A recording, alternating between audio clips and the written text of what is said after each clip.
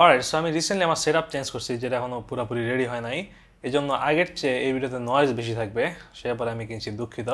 Anyway, so এটা হচ্ছে pixel 8, যেটা আমরা 4 মাস আগে আনবক্সিং করছিলাম, অনেক দিন হয়ে গেছে।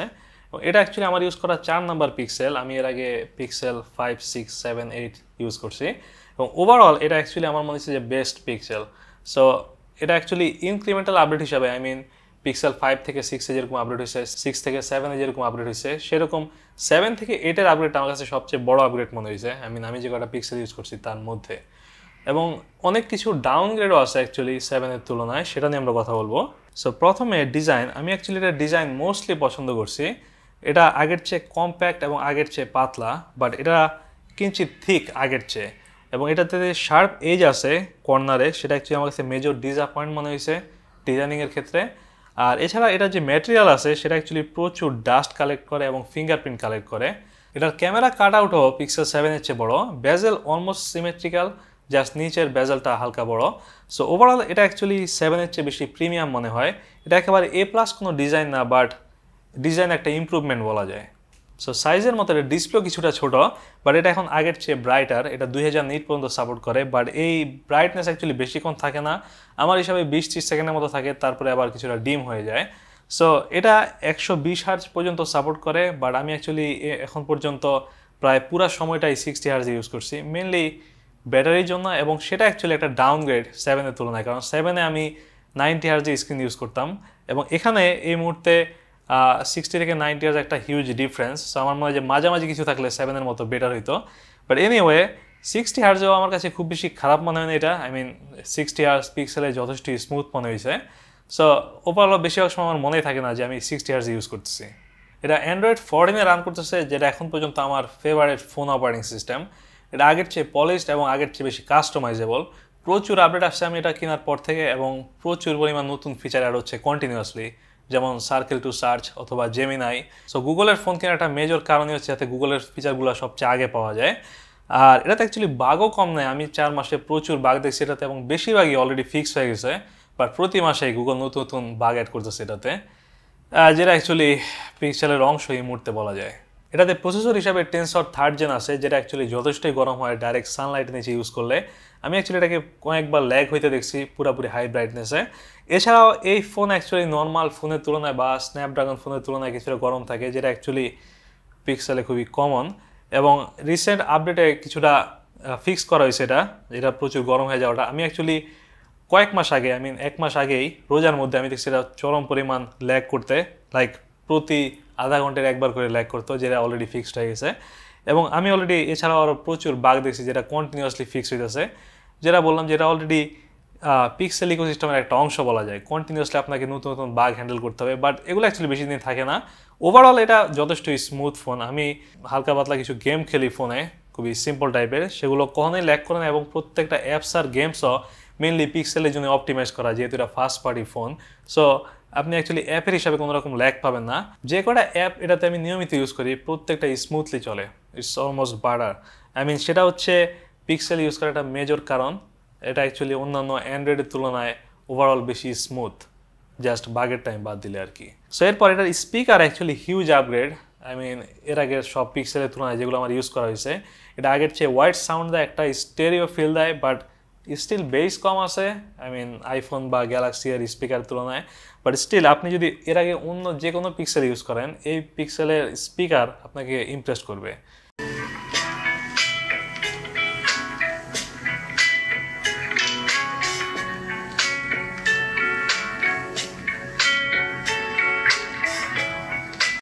আর এটাতে যে ভাইব্রেশন মোটর আছে, সেটা অ্যাকচুয়ালি আমার ইউজ করা সেরা ভাইব্রেশন মোটর এখন পর্যন্ত যে কোনো ফোনে। আমি অ্যাকচুয়ালি শিওর না যে তারা কীভাবে এটা চেঞ্জ করছে, বাট পিক্সেল 7 আর 8-এ অ্যাকচুয়ালি সেম ভাইব্রেশন মোটরই আছে। সো খুব সম্ভবত তারা কেসিংয়ে কোনো চেঞ্জ করছে ইন্টারনাল, অথবা সফটওয়্যারের মাধ্যমে কোনো চেঞ্জ করছে, বাট এটার ভাইব্রেশন খুবই স্ট্রং। এছাড়া এটার যে ফেস আনলক আছে সেটা এখন আগের চেয়ে সিকিউর, এবং এটা এই মুহূর্তে ব্যাঙ্কিং অ্যাপে ইউজ করা যায়, যেটা 7-এ করা যেত না। তবে ফিঙ্গারপ্রিন্ট আগের মতোই ফালতু, আই মিন খুবই হালকা ইমপ্রুভমেন্ট হয়েছে বলা যায়। আমি আগের মতো এত ইরোর পাচ্ছি না, বাট 7 আর 8-এ এক্স্যাক্টলি সেম ফিঙ্গারপ্রিন্ট সেন্সর আছে। সো আপনি যদি আশা করেন যে 8-এ ফিঙ্গারপ্রিন্টটা পুরোপুরি ফিক্সড হয়ে গেছে, সেরকম অ্যাকচুয়ালি অবস্থা হয় নাই। বাট ফিঙ্গারপ্রিন্ট অ্যাকচুয়ালি আমার বেশিরভাগ সময় লাগে না, যেহেতু আমার ফেস আনলক সেট আপ করা আছে। সো বেশিরভাগ সময়ই আমি যখন ফোন হাতে নেই এটা অটোমেটিক্যালি আনলক হয়ে যায়। অলরাইট, এবার ক্যামেরা, যেটা অ্যাকচুয়ালি মনে হয় এই ভিডিওর মেজর সেগমেন্ট হবে, সবচেয়ে বড় সেগমেন্ট হইতে পারে। নাও এটাতে ক্যামেরাও স্পিকারের মতো সবচেয়ে বড় আপডেট পাইছে পিক্সেলের ইনক্রিমেন্টাল আপডেটের মধ্যে। আমার মনে হয় যে ছবিগুলো আগের চেয়ে বেশি ফোকাসে আছে, ফোকাসের যে এরিয়াটা সেটা আগের চেয়ে বড় হয়েছে 7-এর তুলনায় এবং 6 বা 5-এর তুলনায়ও, এবং শাটার স্পিডও আগের চেয়ে বাড়ানো হয়েছে। ছবি খুব দ্রুত ক্যাপচার হইতেছে এবং আগের মতো প্রচুর ছবি লোড হচ্ছে না। 7-এও আমরা দেখছি, বিশেষ করে 6-এ যেটা বেশিরভাগ ছিল, যে একটা ছবি তুললেই প্রত্যেকটা ছবি প্রসেসিং হইতো, সেটা এটাতেও হয় র্যান্ডমলি, বাট বেশিরভাগ ছবি এখন প্রসেসিংয়ের দরকার পড়ে না। আর ছবি আগের চেয়ে শার্প এবং কালারও আগের চেয়ে প্লিজিং মনে হয়েছে আমার কাছে। কিছু ছবি আমার কাছে মনে হয়েছে যে এক্স্যাক্টলি ক্যামেরাতেই তোলা, এবং এটা পার্থক্য করা কঠিন। যেহেতু মেজর যে সেন্সরটা আছে এটাতে, মেইন যে ক্যামেরা আছে সেটা হচ্ছে 50 মেগাপিক্সেল। সো এটা মোটামুটি বড় সড়ো সেন্সর এবং একটা ন্যাচারাল বোকে দিতে পারে বা একটা ন্যাচারাল ব্লাড দিতে পারে। সো সেক্ষেত্রে বেশিরভাগ ছবি অ্যাকচুয়ালি অনেক বেশি প্লিজিং মনে হয় এবং কিছুটা ক্যামেরা টাইপেরই মনে হয়। এটাতে কন্ট্রাস্ট এবং ডাইনামিক রেঞ্জ আগেই ভালো ছিল অন্যান্য পিক্সেলের মতো, বাট গুগল একটা অসাধারণ জিনিস এটাতে অ্যাড করছে, সেটা হচ্ছে আলট্রা এইচডিআর, যেটা অ্যাকচুয়ালি একটা নতুন ফ্লেভার দেয় ছবিতে, এবং এটার জন্য এই মুহূর্তে পিক্সেল হচ্ছে সবচেয়ে ভালো এইচডিআর ছবি তুলতে পারে ফোনের মধ্যে। না, আলট্রা এইচডিআর হচ্ছে, যেহেতু এটার স্ক্রিন আগের চেয়ে ব্রাইট, এবং আলট্রা এইচডিআর এক্স্যাক্টলি ছবির মধ্যে যে ব্রাইট অংশগুলো আছে সেগুলাই শুধুমাত্র ব্রাইট করে এবং বাকি অংশ যেরকম আছে সেরকমই রাখে। আমরা অনেক বছর ধরে আইফোনে দেখতেছি এইচডিআর ছবি যেটা হচ্ছে সব কিছু ব্রাইট করে রাখে, বাট এখানে সেটা হয় না। সেখানে হচ্ছে প্রিসাইজ কাট আউট করে, এবং সেটা হচ্ছে যেই জায়গাটা ব্রাইট শুধু সেটাই ব্রাইট রাখে, বাকিটা এক্স্যাক্ট সেম রাখতে পারে। সো এটা একটা মেজর ডিফারেন্স তৈরি করে ছবিতে, এবং ছবি অ্যাকচুয়ালি এক্সেপশনাল লাগে অন্যান্য এইচডিআর ছবির তুলনায়, এবং এটা বেশ বড়সড় একটা ডিফারেন্স তৈরি করছে আমার মতে। এবং এটা পিক্সেলের ক্যামেরার মধ্যে আমার সবচেয়ে ফেভারিট ফিচার এই মুহূর্তে বলা যায়। অন্য যে কোনো ফোনের ক্যামেরায় আমি এই ফিচার মিস করি।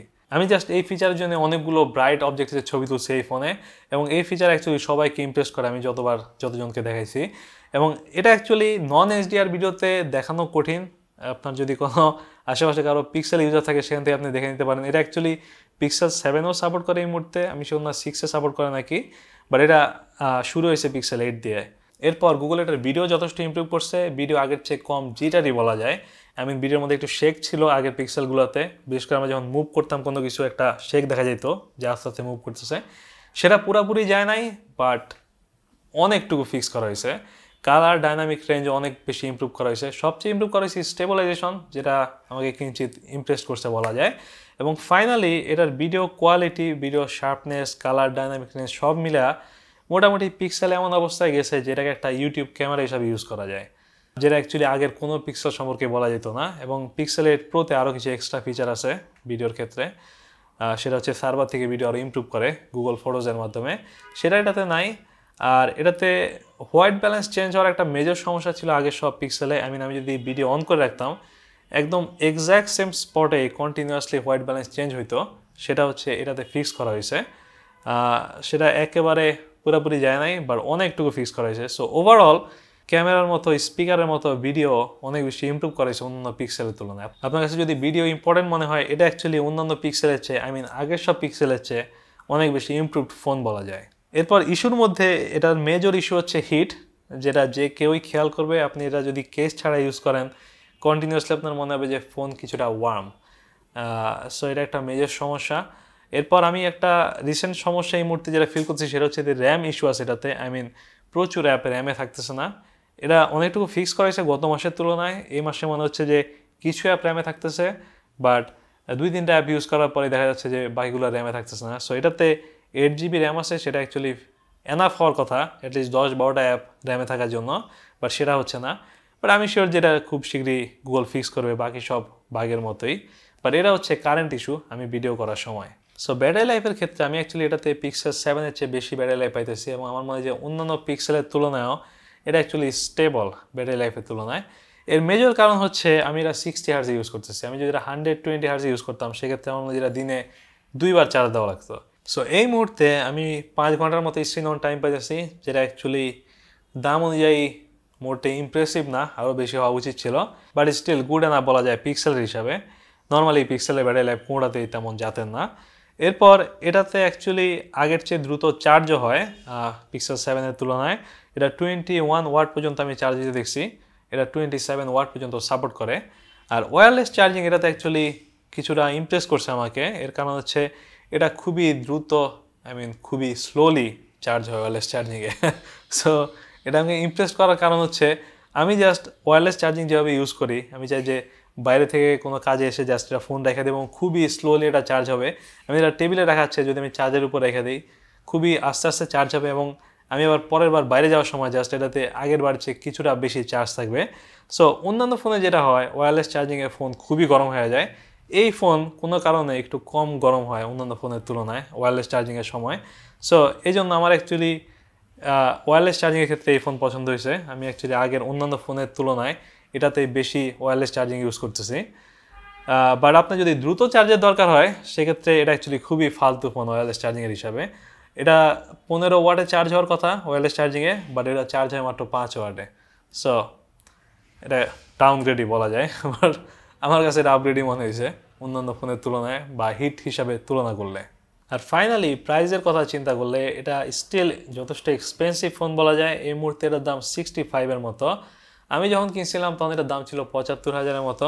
সো এটা স্টিল আমার কাছে অর্থির, এবং যেটা বললাম যে পিক্সেল 7-এর তুলনায় বেশিরভাগ দিক দিয়ে এটা অ্যাকচুয়ালি ভালো আপগ্রেড।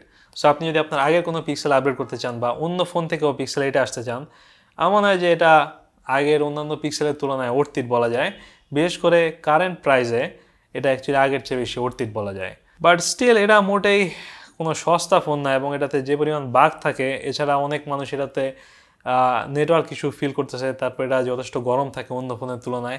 সেক্ষেত্রে আমি যেটা বলবো যে অন্যান্য স্টেবল ফোন লাইক স্যামসাং বা শাওমি অ্যাকচুয়ালি এটা হচ্ছে বেশি অর্থিত, যদি না আপনি অ্যান্ড্রয়েড চান এবং গুগলের ফিচারগুলো বেশি পছন্দ করেন। সো আমি actually first party device use করতে পছন্দ করি যেগুলোতে হার্ডওয়্যার এবং সফটওয়্যার দুইটা একই কোম্পানি বানিয়েছে। সেক্ষেত্রে এটা অ্যাকচুয়ালি আমার কাছে অর্থিত, যেহেতু আমি খুব দ্রুত অ্যান্ড্রয়েডের আপডেটগুলো পাবো এবং দ্রুত গুগলের নতুন নতুন ফিচার পাওয়া যায়। যদি আপনার কাছে মনে হয় যে আরও স্টেবল ফোনে যাওয়া দরকার, এরকম বাগ বা নেটওয়ার্ক ইস্যুতে না পড়াচ্ছে, সেক্ষেত্রে স্যামসাং বা শাওমি বা ভিভো এগুলোতে যাওয়াই অ্যাকচুয়ালি বেটার। আমি অ্যাকচুয়ালি এই টাইপের কোনো সমস্যা ফেস করি নাই। এই নেটওয়ার্ক ইস্যু টাইপের কোনো সমস্যা আমি এখন পর্যন্ত পিক্সেলে ফেস করি নাই কোনো পিক্সেলেই।